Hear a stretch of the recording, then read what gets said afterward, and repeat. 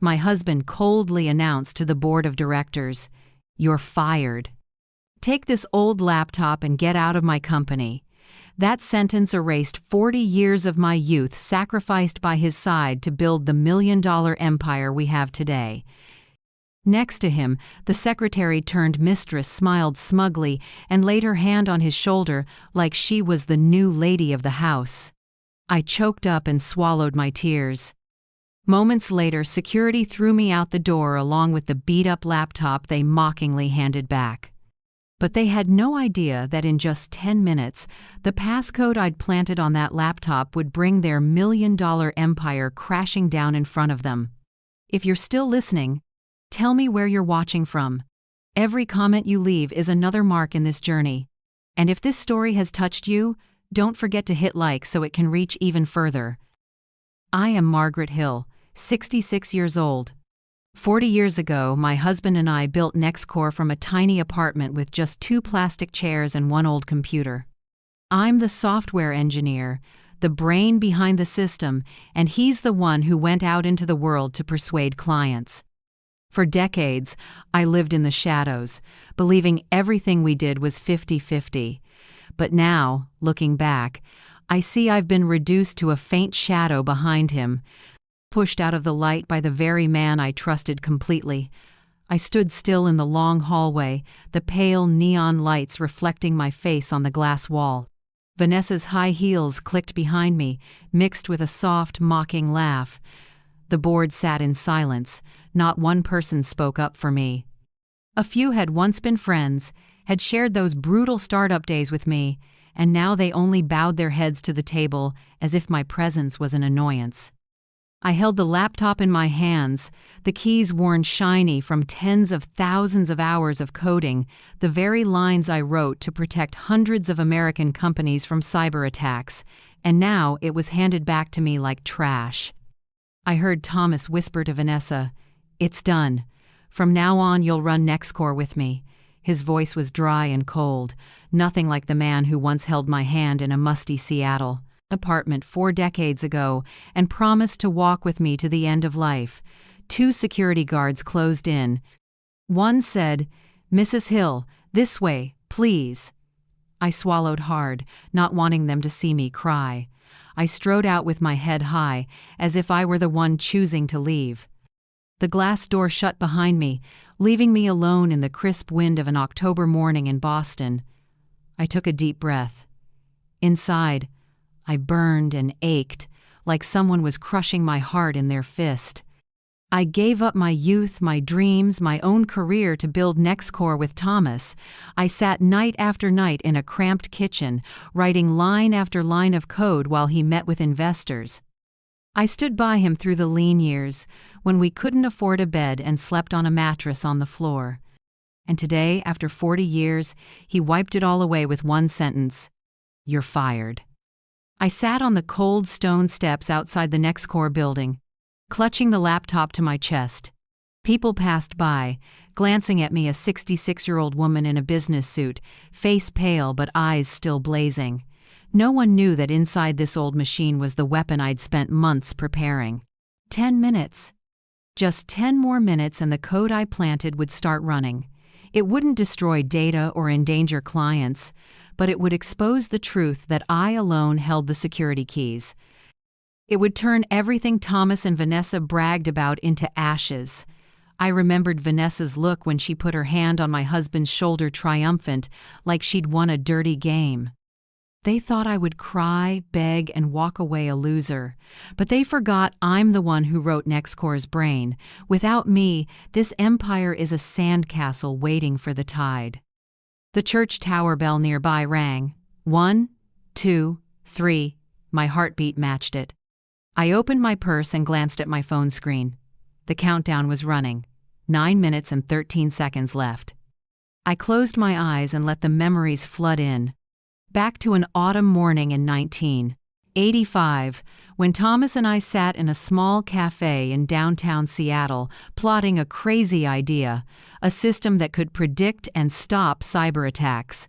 People laughed and said we were just a dreamy couple. But I believed in my mind, and Thomas believed in his gift of persuasion. Every line of code, every design, every draft contract bore our mark. I lived my whole life for that dream. And now I was being tossed aside like an old thing. The wind picked up, red maple leaves scattering around the steps. I pulled my coat tighter and looked up at the 15th floor, where the board still sat in that glass room. By now, Thomas was likely lifting a coffee with Vanessa, certain they had erased me for good. I smiled faintly. They didn't know that my hands were the ones holding their fate. I inhaled again, my hands trembling but my eyes sharp. In a few minutes, NextCore, my brainchild, would show the world who truly held power, and when it did, Thomas, Vanessa, and the entire board would face the bare truth. They betrayed the wrong person. I remembered clearly those first days in a shabby rented apartment on the outskirts of Seattle.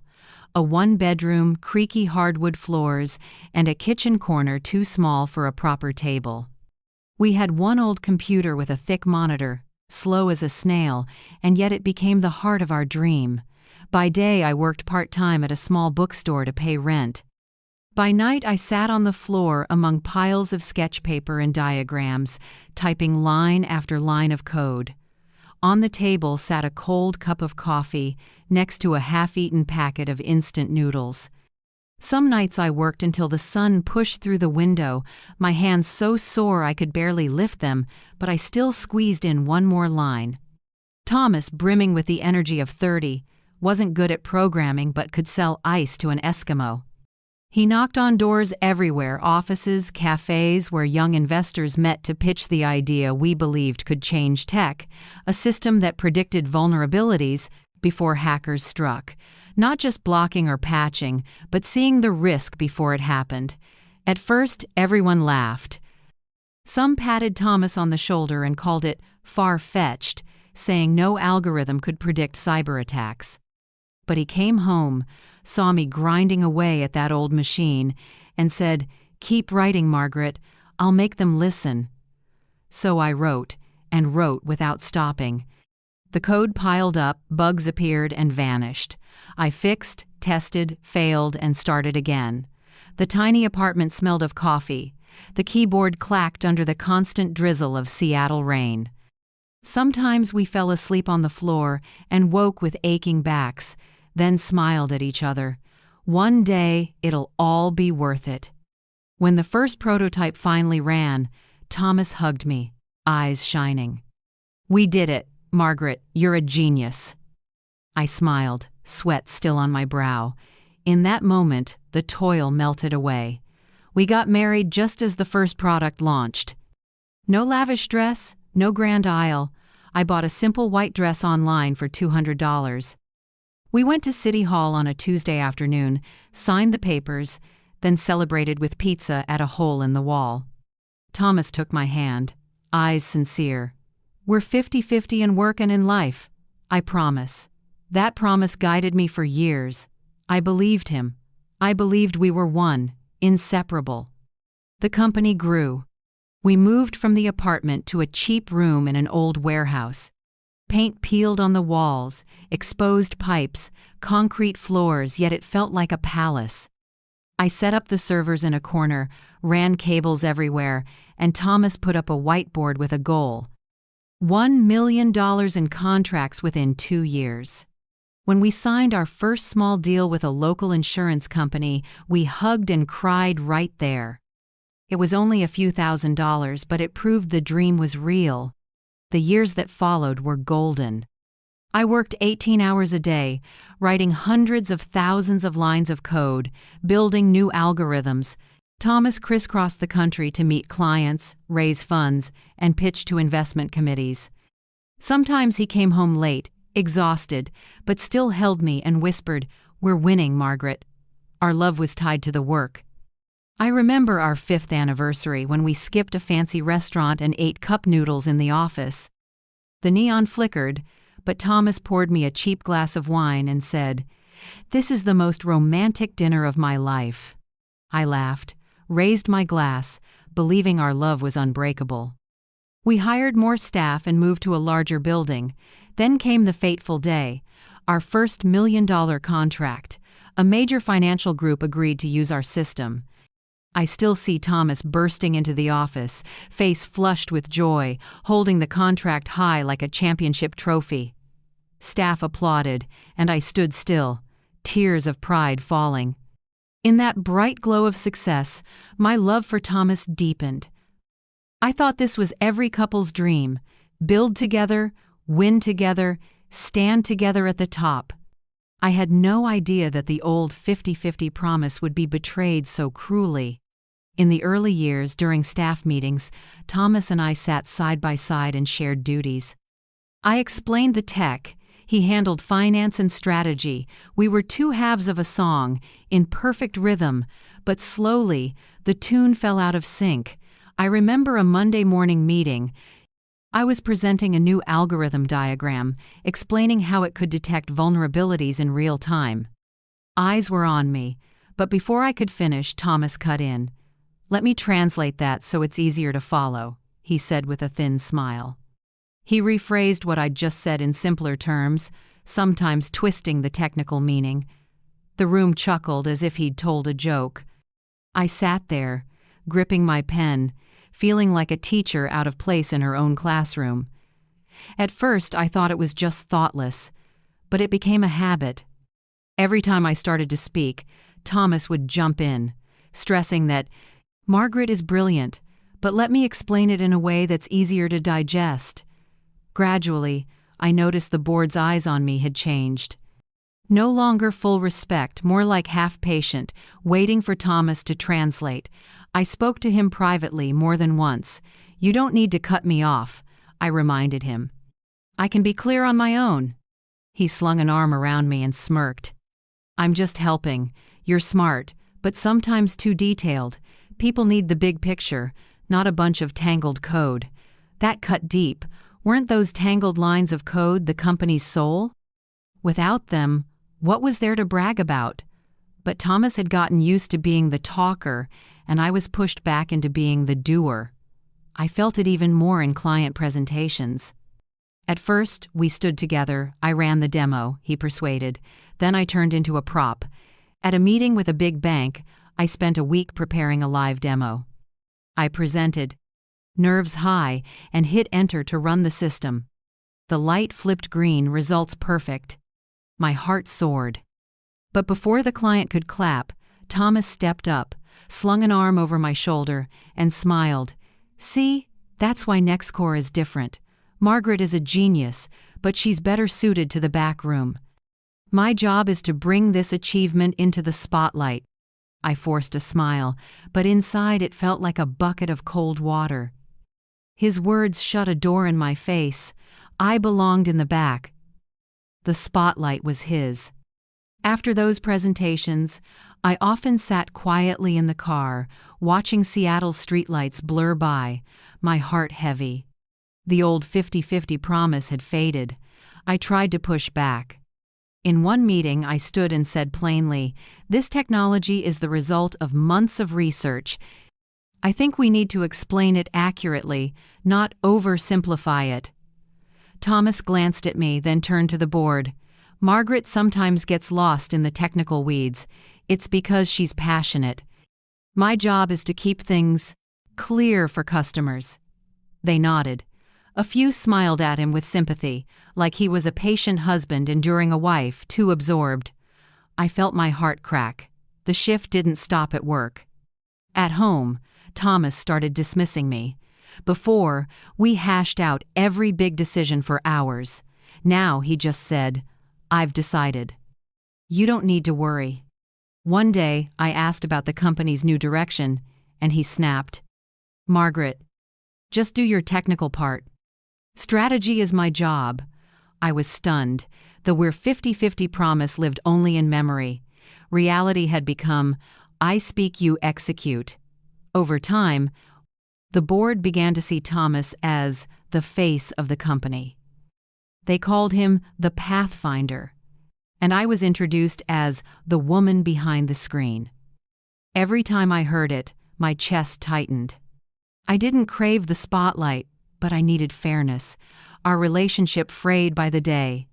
Dinner, once when we talked about work and dreams, turned into silence. He stared at his phone, texting someone I didn't know. When I asked, he said, "Clients, partners, urgent stuff." I wanted to believe him, like I had for decades. But deep down, I knew the seed of betrayal had sprouted. When I looked back on our youth, I remembered the old apartment, the sound of rain at the window, the moment Thomas took my hand and swore we'd be 50-50 in everything. That look was gone now. In its place stood a man who craved applause, loved the spotlight, and slowly treated me like a shadow. I had been his other half, co-founder, confidant. Now I was just the backroom tech. The bitterest truth was that the husband I trusted absolutely was the one who pushed me out of the light. I remember clearly the day Vanessa appeared at NextCore. It was an April morning while I was reviewing resumes for an executive assistant. Among the bland applications, hers stood out like a gilded card: an MBA from a prestigious California university, experience at 2 major tech firms, and a strong record with international clients.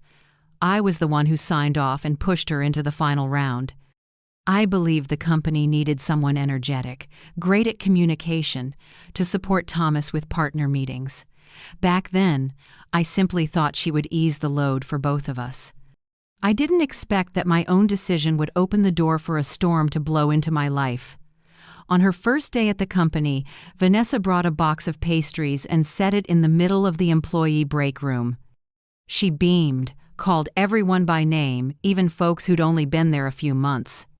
I still remember her coming up to me, placing a small pastry on my desk, and saying, "Mrs. Hill, I've heard so much about you. It's an honor to work with you." I smiled back. Inside, I felt a bit warmed. For years, hardly anyone showed me small kindnesses like that. I believed Vanessa was a good person and could help NextCore. In the first months, Vanessa worked so hard it surprised everyone. She remembered every employee's birthday, prepared little cards, and sometimes even organized surprise pastry parties. She knew how to lift morale and make the company feel like a family. It didn't take long for Vanessa to become Thomas's right hand.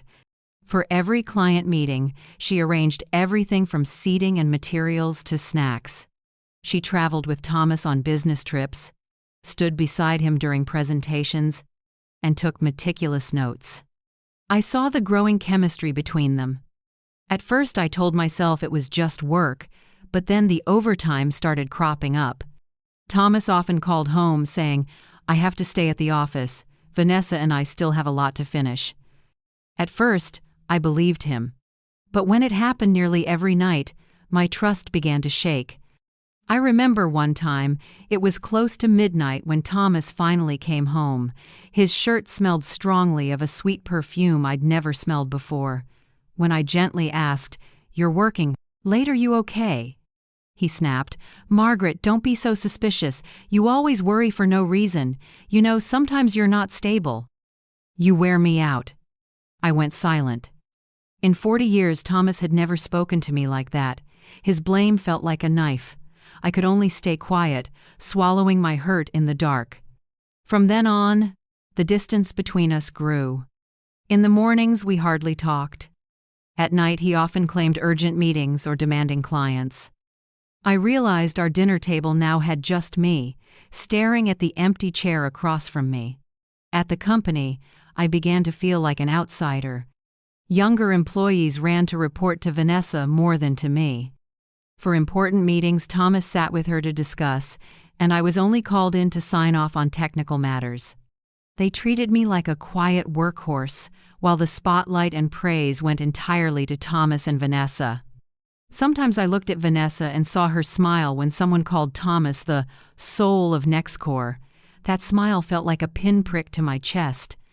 I remembered when Thomas used to call me his indispensable other half. Now, our marital trust had been smoothly and cruelly replaced by Vanessa.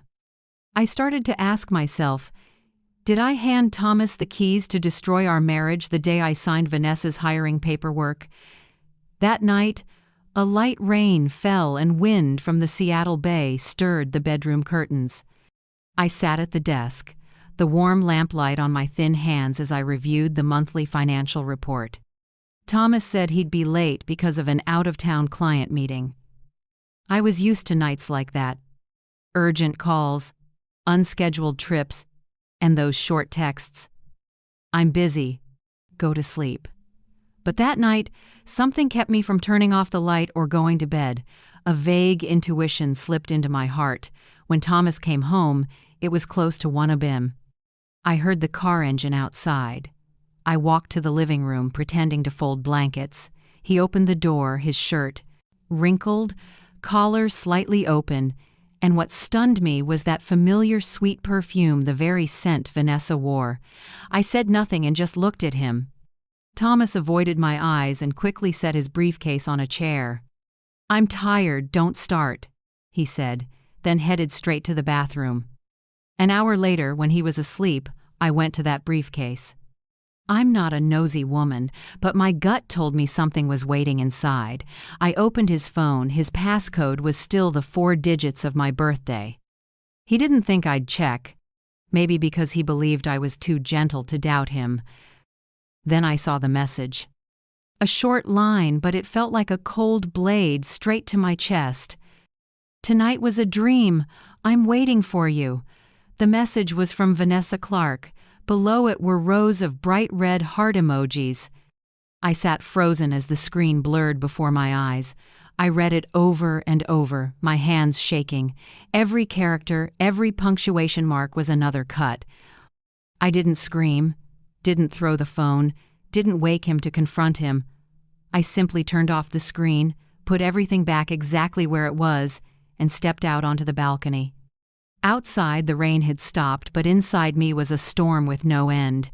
For days afterward, I moved through a daze.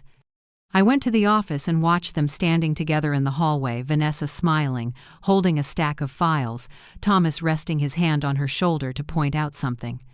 The gesture was intimate enough that anyone could see it. I told myself maybe I misunderstood, that it was just workplace closeness.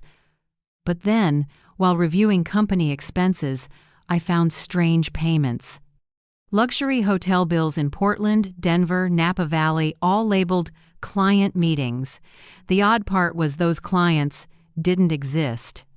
Quietly, I copied all the statements and saved them in a separate file on my personal computer.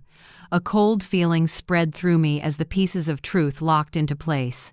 Then, on a Monday morning, while checking internal emails, I accidentally saw a misdirected message. It was addressed to Thomas, but because the system still had me in an old permission group, a copy landed in my inbox. The subject line was short, "The weekend cabin will be ours." I opened it. Vanessa had written, "I set everything up, just come, and I'll cook your favorite dinner. No one can bother us." I read each word slowly, my chest tightened. The weekend cabin, the place Thomas and I used to visit on our anniversaries, where he once said it was just for the two of us. Now it was their nest. I couldn't breathe. I stood up, went to the bathroom, and looked at my face in the mirror. A 66-year-old woman with tired eyes and silvering hair. I saw pain there and awakening. I knew if I exploded, everything would blow up, but anger would only make me lose control. I couldn't lose like that. I had to let them stab themselves with the very blade they forged. I began quietly gathering evidence. Every email, bill, and text was copied and saved in a folder encrypted with technology I built for NextCore. Then one day, luck smiled, or maybe fate took my side. A young IT staffer, Kenny, came to me looking uneasy. "Mrs. Hill, I think you should see this." He set a small USB drive in front of me. I found a file flagged hidden in the camera system. I wasn't sure if I should say anything, but I respect you. I opened the USB in my private office. The screen showed grainy footage from the building's elevator camera. Thomas and Vanessa, embracing and kissing under dim yellow light, totally unaware of the hidden camera in the corner. I sat motionless. No more tears, no more trembling. Just a cold emptiness. Maybe the most painful thing isn't the betrayal itself, but having to smile as if you don't know. I wondered, Have you ever had to stay silent like that just to keep your self-respect? If this story touches you, leave a few words in the comments. I read every single one. I captured each frame and saved them with the texts, emails, and statements, everything compiled into a secret file named Project V. In my head, I heard my own words from years ago. We're 50-50 in life and in work. Now I understood. I was the half he cut off when I was no longer useful. That evening, when Thomas came home, I still cooked dinner like usual. I didn't ask, didn't accuse, didn't look at him for too long. I wanted him to believe I knew nothing. I listened to him talk about a long, exhausting meeting, smiled, and poured him more wine. Inside, I felt a chilling calm. That night, I lay beside him, listening to the steady breathing of the man who once meant the whole world to me. I realized my love for him had died. Only duty and habit remained. But underneath that quiet, a different fire was growing, the fire of resistance. I swore they would never guess that the woman they saw as weak would be the one to bring it all down. I didn't need to scream, didn't need a dramatic scene, didn't need tears. I needed a plan. And that plan began that very night when I reopened my laptop and looked at the old code security routines only I understood, only I had the right to touch. They think I'm weak, I whispered to myself. But this time their betrayal will turn back on them. Outside, the city was deep in night.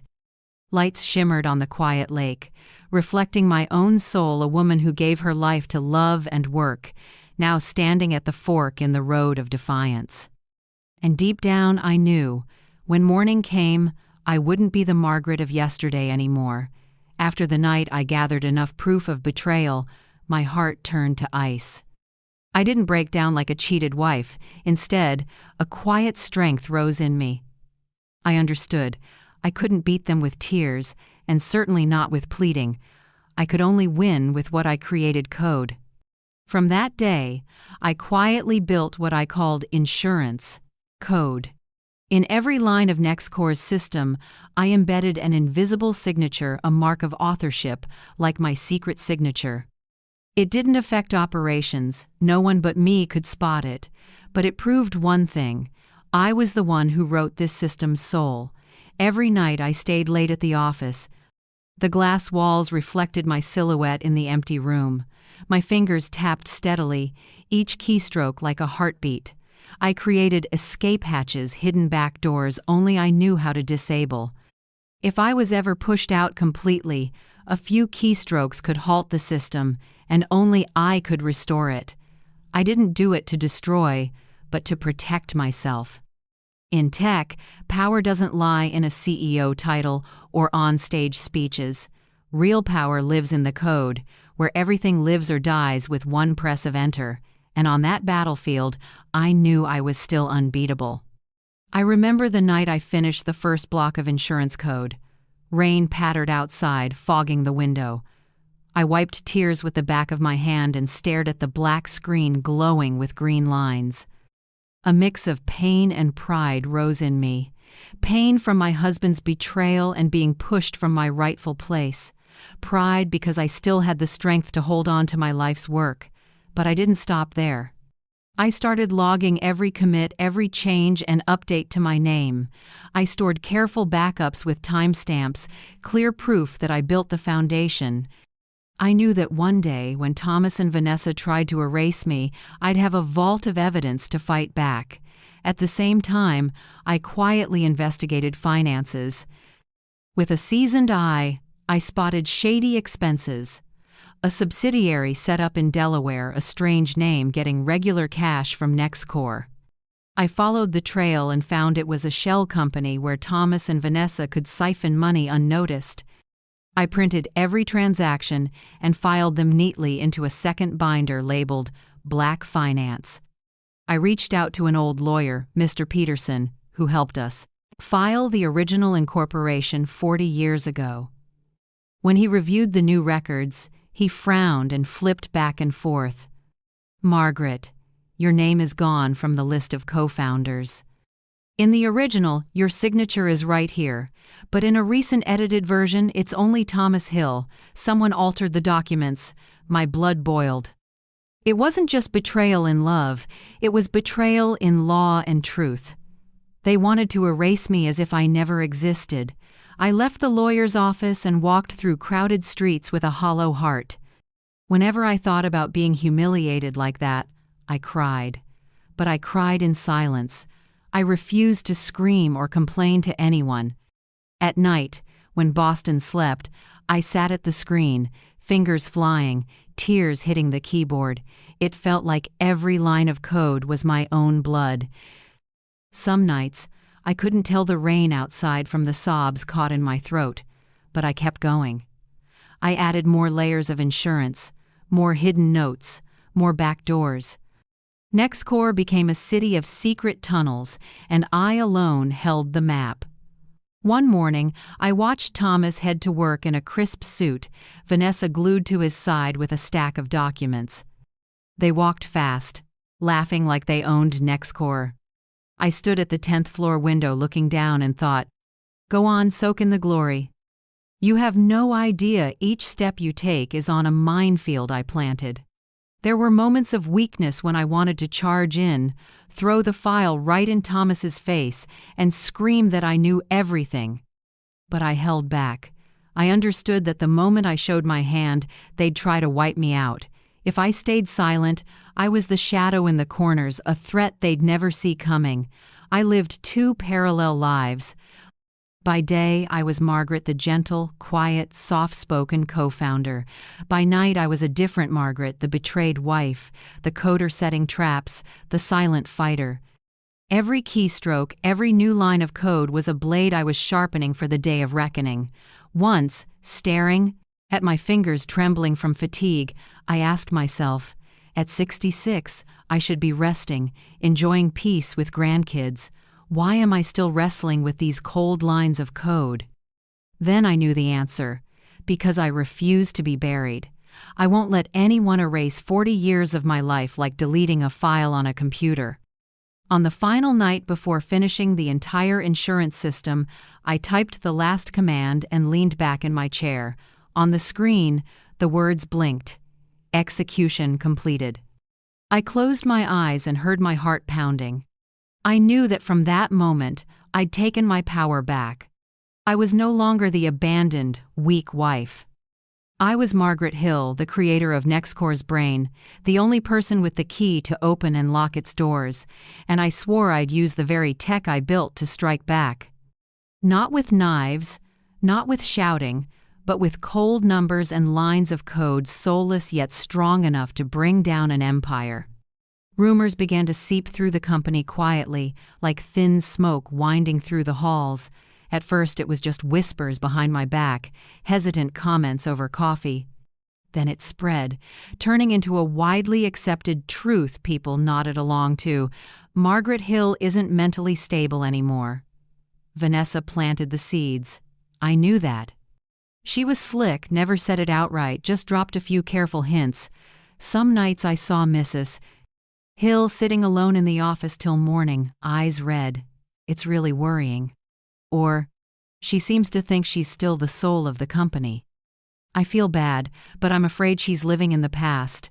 Words like that, dripping bit by bit, soaked into people's ears. Repeat them enough, and folks start believing. One morning, I walked into the break room. The group of younger employees went silent when they saw me, eyes sliding away. A few stood up quickly and left with flimsy excuses. I sat down and poured a cup of coffee, but the bitterness that day was hard to swallow. I realized I didn't belong there anymore. At lunch, co-workers who used to invite me out now quietly went without asking. Some even drifted away when I approached. Friendships I'd built over years dissolved, as if an invisible line had been drawn to keep me on the other side. I tried calling Linda a close friend from the early days. She picked up, voice uneasy. "Margaret, I'm really sorry, but I can't take your side now. You know, times have changed."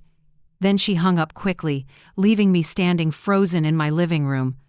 I understood. Vanessa and Thomas had succeeded in pushing me to the margins. The boardroom was worse. Before, when I spoke, they listened.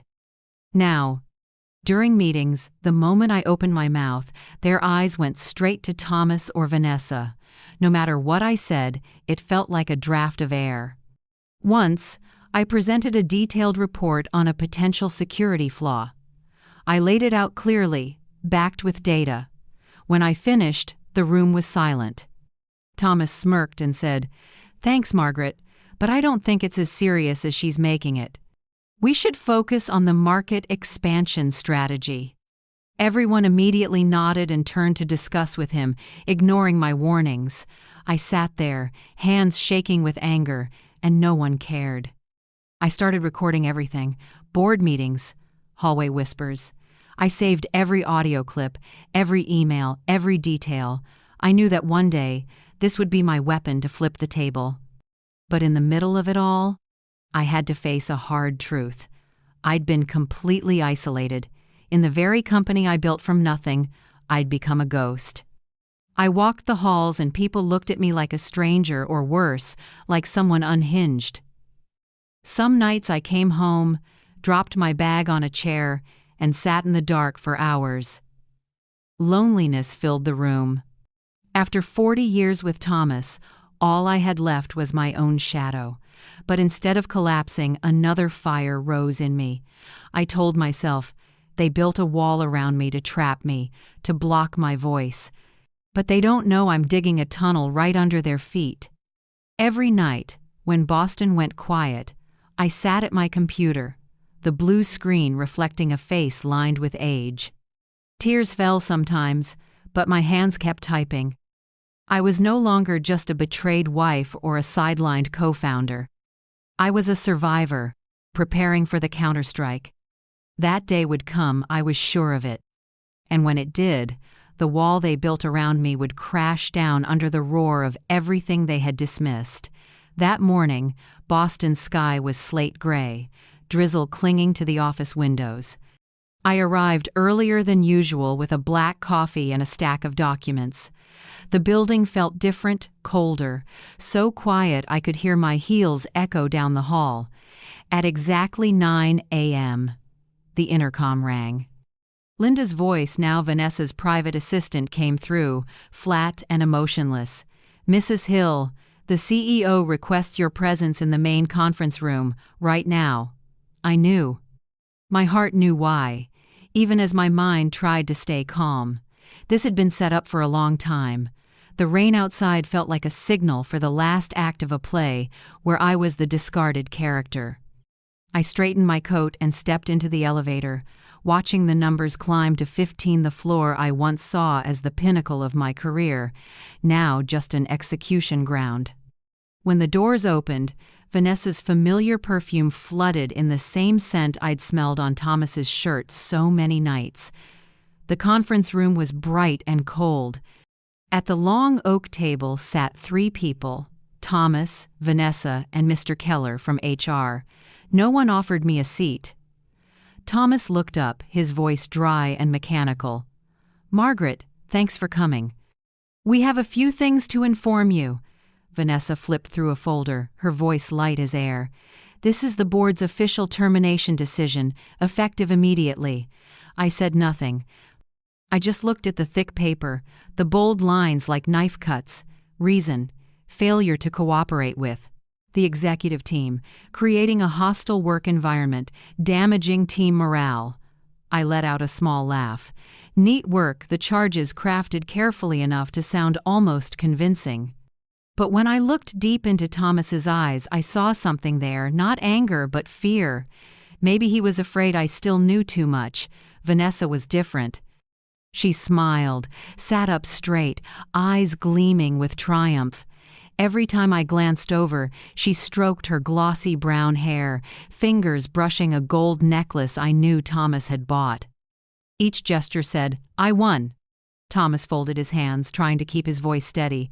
"Margaret, don't make this harder. We'll wire your severance. Think of this as time to rest and enjoy your later years." I narrowed my eyes and asked slowly, How long have you two been sleeping together? The room froze. Vanessa stiffened, lips tight, face paling. Thomas looked at me, his face flushing. He slammed his hand on the table. Stop being delusional. You're degrading yourself, Margaret. I leaned back, a thin smile on my lips. Delusional? I just want a number. 3 months? Or 6?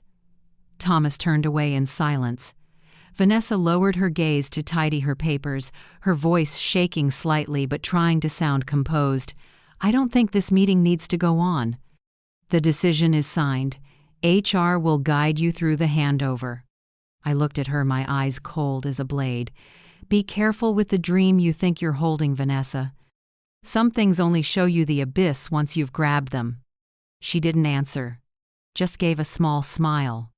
The smile of a victor. Thomas stood, went to a cabinet, pulled out an old laptop and tossed it lightly toward me. Take it, Margaret. It's your old machine. I think you'll need it to write your memoirs. A couple of awkward laughs slipped from the other two. I looked at the machine's scuffed shell, worn-off keys, but inside it held everything they never understood. The insurance code. With a small command, that alone could bring their empire down. I took the laptop with both hands, holding it like something sacred. I looked up at Thomas, voice steady. Thank you. I will, in fact, need this. He raised an eyebrow, not catching the meaning. Vanessa smiled lightly. It's good you can take this so gracefully. I'll arrange someone to help you pack. No need, I said. Everything that belongs to me, I've carried it in my head for a long time. I turned and walked slowly toward the door. But as my hand touched the handle, Thomas's voice came from behind. Margaret, consider this final. Don't try to come back. I stopped, turned, and looked him dead in the eye. You're right. It is final, but not because you say so. Vanessa frowned slightly. Thomas stood frozen, his gaze wavering for a second before sliding away. I opened the door and left the room. But their script wasn't done. In the hall, 2 security guards were waiting. One stepped forward, voice cold. Sorry, Mrs. Hill. We've been instructed to escort you out of the building. I looked at them. No anger. No resistance. I just said softly, I can walk on my own. They still trailed close behind, as if I might steal something. At the lobby, one held the door, his tone curt. Please leave company premises. I stepped out. The heavy glass door closed behind me with a dry thud like a lock on fate. The rain was heavier. I stood at the entrance to NextCore, the place where I'd laid the first brick, sketched the first logo, celebrated the first contract. Now I was thrown out of the very home I built, like a stranger. I looked up at the 15th floor. Through the fogged glass, Vanessa's silhouette was clear, her hand on Thomas's shoulder. They were laughing. I pressed my lips together and gripped the laptop. My hands were ice cold, but heat surged in my chest. I didn't cry. I didn't need to, because I knew that in just 10 minutes, the code I'd planted on this machine would start. Not to destroy, but to restore balance. In 10 minutes, they'd learn what it means to wake the beast they thought they had tamed. I turned and walked into the rain. Cold drops stung my face, soaked my silver hair, and seeped into my collar. I didn't open an umbrella. I let myself be drenched, let the chill sink to the bone. On the sidewalk, I stopped and looked back one last time. The bold letters NextCore Technologies loomed, catching the light. I spoke softly, almost only for myself. You took everything, but you forgot. NextCore's soul is still me. I opened the laptop under the awning, the screen glowing in the rain. My hand trembled slightly as I typed a few characters. The command line appeared. System authenticated. Countdown initiated. I smiled. A calm smile, no hate, no bitterness, just balance returning to what was stolen. The rain kept falling. Under the gray sky, I quietly closed the laptop, slipped it into my bag, and walked away. Behind me, the empire they were so proud of was about to start shaking. I was still sitting on the cold stone steps, hugging the laptop, when the phone in my pocket buzzed. I pulled it out. The screen lit with a familiar line, Protocol Omega, activated. Below it, a red countdown, 10 minutes, 0 seconds. I took a deep breath and lifted my eyes to the towering glass building. NextCore, my brainchild, was humming like a giant machine, but in just minutes, it would start to falter, like a heart out of rhythm. And only I knew why. 9 minutes. I sat still, listening to the rain tapping on the metal rail.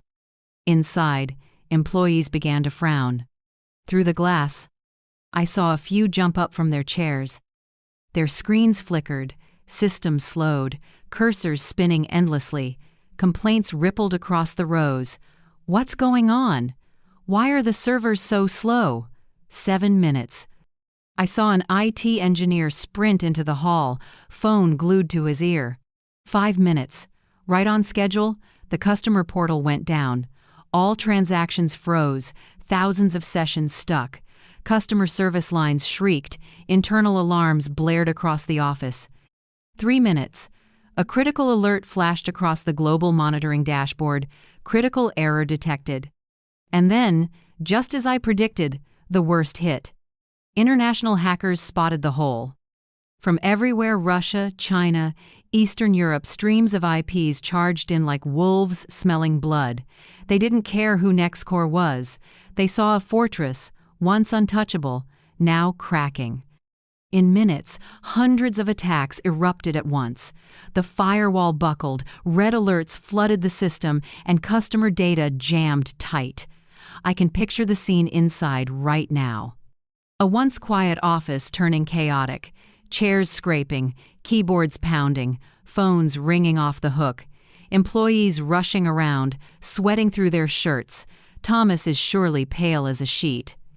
The man who used to stand under the lights bragging about impenetrable tech is now frozen in his chair, sweat beading on his forehead. Vanessa, who was so sure she had all the power, is probably staggering, lips trembling, that smug smile gone. Shouts must be echoing across the floors. The servers are down. We've lost control. Customer data isn't responding. Someone has definitely called PR, but how can they hide it when the press has already sniffed it out? In minutes, the major outlets start running red banners. Top cybersecurity firm NextCore suffers massive hack. Those words cut like a fatal blow. A company built on the promise of safety now exposed to the public like a sandcastle washed away in the rain. I stood up, a little shaky, not from fear, but from a mix of pain, anger, and relief. I looked up at the 15th floor, where the CEO's office lights blazed. The glass reflected panicked shadows moving back and forth. The rain poured harder, plastering my hair to my head, weighing down my Brad coat. I didn't wipe it away. I didn't run. I just stood there, holding the laptop, eyes locked on the building. A small smile slipped from my lips. Not the smile of total victory, but the smile of a woman who finally got her voice back after being trampled. They threw me out like trash. But 10 minutes later, those same people watched their empire fall apart right in front of them. Rain, mixed with tears on my cheeks, no one could tell the difference. I whispered to myself, "This isn't the end. This is only the beginning." The news spread faster than I expected. Within 2 hours of the NextCore outage, my phone was buzzing nonstop with alerts. American media, from local papers to top financial outlets, blasted headlines. Major cybersecurity firm hacked, NextCore systems in free fall amid global attack. A few sites added sharp commentary. If NextCore can't even protect itself, how can it protect anyone else? I sat in a small cafe on Tremont Street, sipping hot tea, watching quietly. On the wall-mounted TV, a live broadcast showed NextCore's stock chart. The red line plunged like a runaway train. Every minute, tens of millions in market cap vanished. Around me, people murmured. Most had no idea I was Margaret Hill, the co-founder kicked out just days ago. By noon, the market recorded it. Nextcore's stock had dropped more than 60% in just a few hours. A wave of sell orders flooded in. Investors had zero patience left. Nextcore's phones were surely melting down. Major clients, banks, and financial groups that once trusted our tech pulled contracts en masse. They didn't need to wait for an investigation. For them, trust was already dead. And in cybersecurity, trust is the biggest asset. Once it's gone, nothing can save you.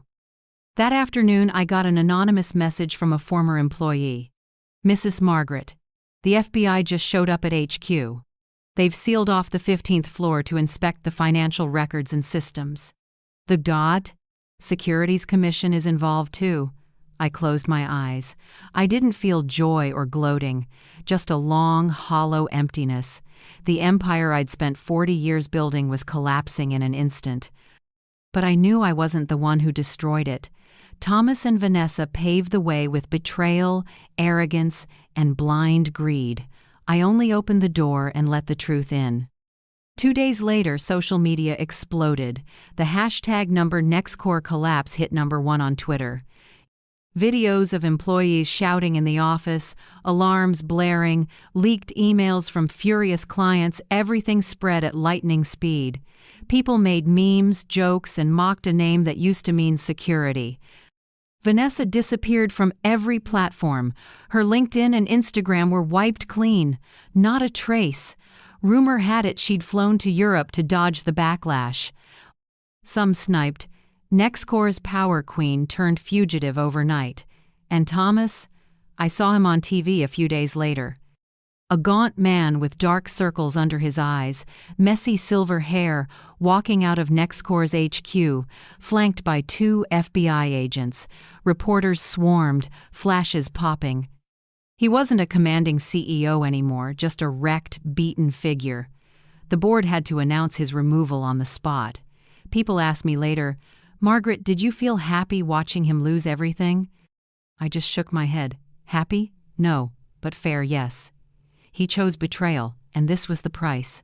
As for me, I didn't sit and watch the ruins smolder. While Nextcore was in free fall, I quietly met with a few former clients, the ones who believed in me, not the glossy Nextcore brand. I told them plainly, the real tech was still here, still working, and I was the one who built it. They listened and nodded. A few weeks later, I signed my first consulting contract under a new name, Secure Shield Solutions. A small rented office in Cambridge, just a few desks, a whiteboard, and 3 young employees. But in their eyes, I saw a bright trust I hadn't felt at Nextcore in years. On the day I signed that contract, Boston was drizzled in rain again.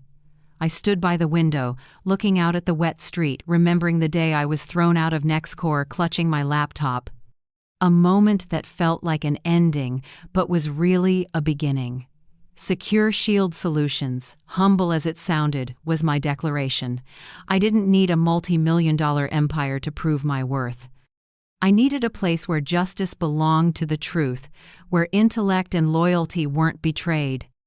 I put my hand on the whiteboard and wrote in big blue letters, not power, not money, trust. I knew my journey was entering a new chapter, and this time, I wouldn't be anyone's shadow. I was Margaret Hill, the woman who walked tall out of the ashes. That night, I'd just finished a long day with the young engineers at Secure Shield Solutions when I heard a knock. It was shaky, repeating, the kind of knock from someone exhausted, tapping with trembling fingers more than firm knuckles.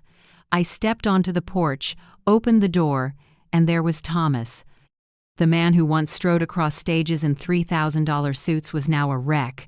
Wrinkled shirt, stained spots, hollow eyes, wild silver hair like it hadn't seen a comb in days. He'd lost weight, gaunt, sagging like a beggar. "Margaret," he whispered, voice breaking. "Please give me 5 minutes." I folded my arms and leaned against the doorframe. I didn't invite him in. The Boston night wind was cold, but I stood steady. "What are you doing here?" I asked, calm. Thomas swallowed, eyes red. The company, it's dying. I can't bring it back. Investors pulled out, clients are gone. Nextcore has only 12 loyal employees left, but they don't trust me anymore. Margaret, please come back. I let out a small laugh, not bitter anymore, but the laugh of someone who'd seen the truth long ago. What do you want from me? I'm not your employee to order around. He took a breath and pulled a stack of papers from his pocket with shaking hands. He set it on the step in front of me. 48% equity, full authority over engineering. I'll sign right here. If you come back, Nextcore still has a chance. I looked down at the documents.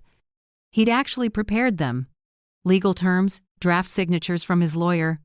Thomas was ready to give up power, the same thing he once ripped from me. I was quiet for a long moment, then lifted my head, eyes sharp as a blade. Do you know my conditions? He trembled. Name them. I must be recognized as the sole architect of the Nextcore system. All documents, statements, press, and client materials must name me. Don't call it a team effort, and definitely don't call it your achievement. He nodded immediately, almost frantic. And one more thing, I said, voice like ice. Vanessa will never set foot in Nextcore again. Not as an employee, not as a consultant, not as a friend of the company. Thomas pressed his lips together, hesitated, then saw my eyes, and knew there was no room to bargain. He took the pen and signed each clause, letter by letter, like a man sealing a coffin on his past. I took the papers, flipped through to confirm everything was in order, then nodded slightly. Good. I'll come back. But remember, I'm not returning to save you. I'm returning to save the technology, to protect the people who still deserve it. Thomas lowered his head, like he'd just heard a sentence. When I walked into Nextcore HQ again, the office was a ghost of itself. Empty rows of desks, dark screens, rolling chairs with no one in them, more than half the floor abandoned. No lively typing, no loud meetings, just 12 familiar, tired faces waiting for me in a small conference room. Sarah, a veteran coder, stepped forward first. We knew you'd come back. We're here for you, not for Thomas. I looked around. In their eyes, I saw a blend of despair and hope. They no longer trusted the old system, but they still trusted my hands, and I knew that if I had even a small chance, I'd pull them out of the pit. I didn't waste time on speeches. I opened my laptop and projected the full system map, every weak point I'd quietly built in, now the key to patching it all. We start now, one hole at a time.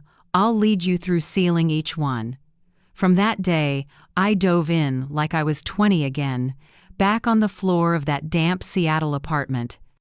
Long nights with those 12 people rewriting modules, rebuilding the security architecture, erecting new firewalls, and most of all, restoring trust. Thomas almost never showed. He kept to a small office, avoiding everyone's gaze.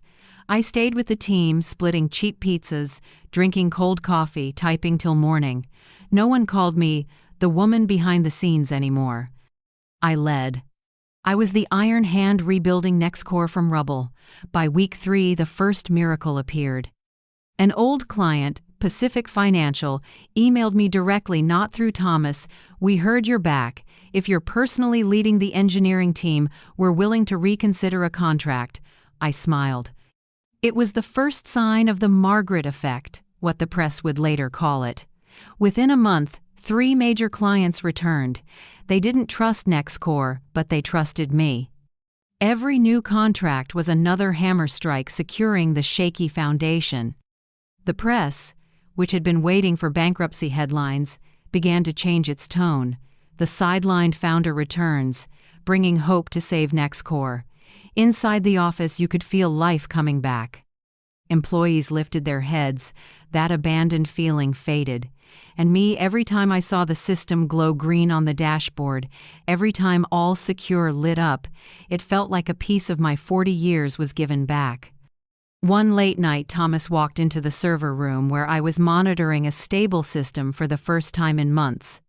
He looked at the wash of green screens, then turned to me and said quietly, "You did it.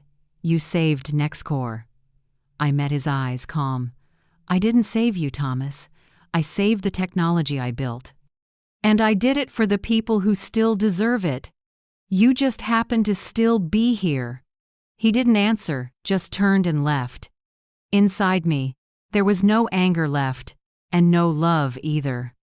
Only one clear truth: I had won.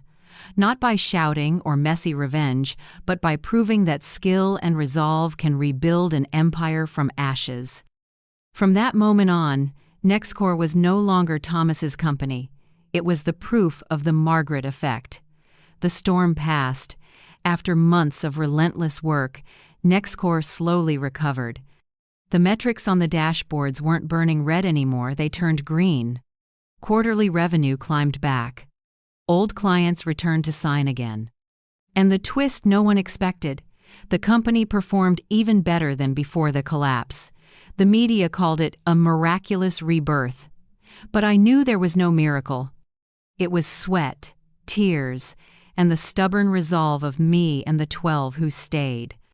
At the first board meeting after the crisis was contained, I walked in no longer the wife behind the scenes, but the chief architect, the company's backbone. The board members, those who had coldly voted to fire me, lowered their eyes, a mix of regret and respect. The board chair stood up, voice low. "We publicly acknowledge that Margaret Hill is the one who saved NextCore from the brink of bankruptcy. Her role is indisputable. She is the backbone." I stayed silent, giving a slight nod. The recognition came late, but it was necessary. It couldn't erase the humiliation I'd endured, but it returned one truth to me: justice, at last, belonged to me. Thomas was still sitting there. He tried again and again to cut in, to claw back his old role, but every time he spoke, I shut him down with numbers, with evidence, with architecture only I could explain. Faced with my cold, precise arguments, he went quiet. Once, after a meeting, he stopped in the hallway, voice choked. "Margaret, you're the smartest woman I've ever known." I looked straight into his eyes. In them, I saw a flicker of the man I once loved, the man who sat beside me eating instant noodles in a cheap rental. But that memory was ash now.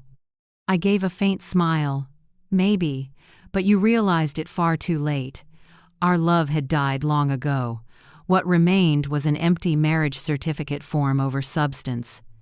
I didn't hold a grudge anymore, but there was nothing left to forgive. On the day NextCore held its rebirth celebration, the hall was packed. Bright lights, a huge backdrop reading, "Stronger than ever." I stepped onto the stage to a wave of applause that seemed to roll on, and on that stage I stood alone. No Thomas at my side, no one left to dim my light. I looked down at the rows of faces, people who had doubted me, turned their backs, now listening closely. I drew a deep breath and spoke clearly. "Never underestimate the woman who built the kingdom." The room went still for a beat, then erupted in applause. I didn't need to say more. That one line said everything. That night I went home. I sat by the window, watching Boston's lights shimmer across the city.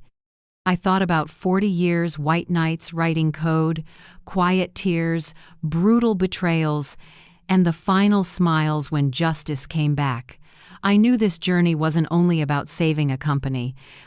It left a legacy for those who'd come after, that women, at any age, have the right to stand up, take back their voice, and claim their true worth. I lifted my head, feeling light.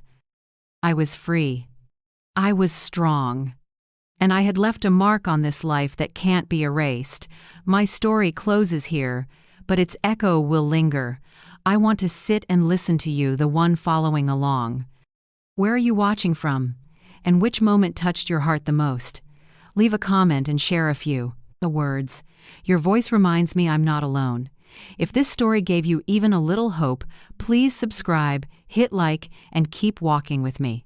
I am truly grateful, not just for listening, but for helping me prove one thing. Justice always finds its way back, and a woman's strength never fades.